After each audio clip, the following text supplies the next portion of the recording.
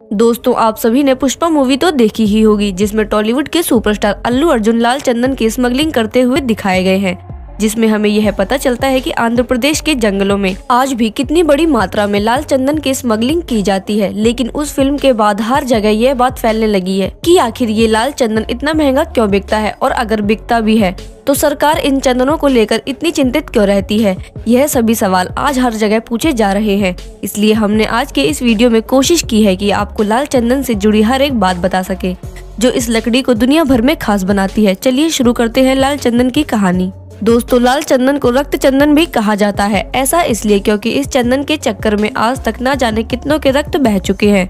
दोस्तों, लाल चंदन पूरी दुनिया में सिर्फ और सिर्फ भारत में ही पाया जाता है। यह दुनिया की सबसे कीमती लकड़ी है। क्या आप सोच सकते हैं इस लाल चंदन की कीमत क्या होगी? अगर नहीं तो चलिए हम आपको बताते हैं। लेकिन उससे पहले अगर आपके आसपास कुर्सी या टेबल है तो उसको पकड़ कर बैठ जाएं, क्योंकि आपको उसकी कीमत जानने के बाद एक झटका सा लगेगा। दोस्तों, लाल चंदन की कीमत 26,000 से 30,000 प्रति किलो तक होती है।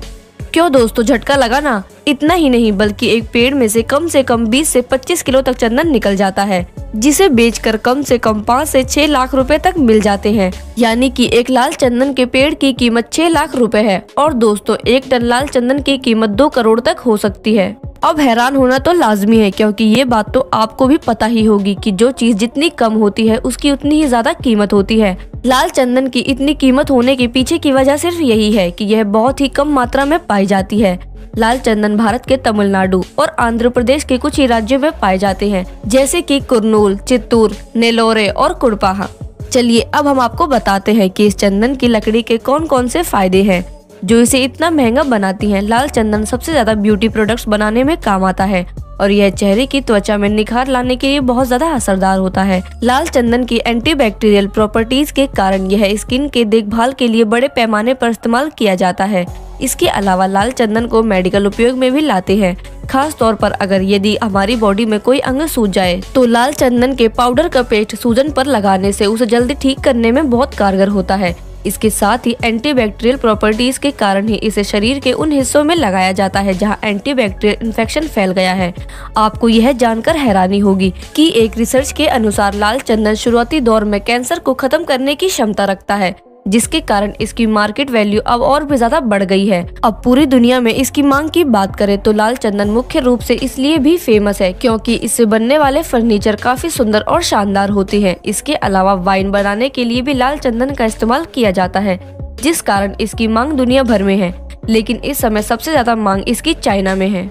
आंध्र प्रदेश सरकार के वन विभाग के अनुसार पिछले साल दिसंबर में हुई लाल चंदन की नीलामी में चीन, जापान, सिंगापुर, ऑस्ट्रेलिया और संयुक्त अरब अमीरात के अलावा कुछ पश्चिमी देशों से लगभग 450 व्यापारियों ने लाल चंदन के लिए बोली लगाई थी। इसमें हैरानी की बात तो यह है कि इन 450 में से लगभग 150 चीन के व्यापारी थे। अब अगर इसके उत्पादन की बात की जाए तो एक चंदन के पेड़ को तैयार होने में लगभग 15 साल का वक्त लगता है। आपको बता दें कि चंदन के पेड़ को ज्यादा पानी की जरूरत नहीं होती। इसे देखते हुए चंदन की खेती कभी भी निचले इलाके में नहीं करनी चाहिए, जहां पर पानी का जमाव होता है। इससे पौधों के सड़ने का खतरा रहता है। चंदन 2 तरह के होते हैं, लाल और सफेद। भारत में ज्यादातर सफेद चंदन की ही खेती होती है, क्योंकि यहाँ की मिट्टी उसी के हिसाब से अनुकूल होती है। चंदन के पेड़ तैयार होने के बाद वन विभाग को सूचित किया जाता है कि पेड़ कटने के लिए तैयार हैं। उसके बाद वन विभाग आगे का निर्देश देती है और फिर निर्यात का काम शुरू होता है।